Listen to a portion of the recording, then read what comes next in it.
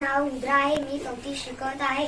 मी भारी कोण हे पुस्तक वाचले आहे. पुस्तकाच्या मुखपृष्ठावर गेंडा, हत्ती, हरी, ससा, उंदीर, कुत्र एवढे प्राणी आहेत. तसेच मलपृष्ठावर अस्वल, डुक्कर, कबूतर, कासव असे खूप प्राणी आहेत. एके दिवशी जंगलात ओंडका येऊन पडला. त्या ओंडक्यावर कुत्रा चढला. कुत्रा चढल्यामुळे एक टोक वर झाले. कुत्र्याला खेळण्यासाठी कोणी सोबती नव्हते. तिकडून एक हरण आले. हरण म्हणाले, मी खेळू का तुझ्या बरोबर? कुत्रा म्हणाला, हो खेळ. तरी कुत्र्याचे वजन हरिणपेक्षा हलकेच होते. हरिणचे वजन जड होते. जसे हरिण ओंडक्यावर चढले तसा कुत्रा दूर जाऊन पडला. कुत्रा उठला. हरिण तिथून निघून गेले. हरिणला वाटले तर आपण खेळू तर हा परत परत उडून जाईल. हरिण तिथून निघून गेले. कुत्र्याने आपल्या अंगावरची धूळ झटकली. परत तो ओंडक्याजवळ घाबरत ओंडक्याजवळ गेला.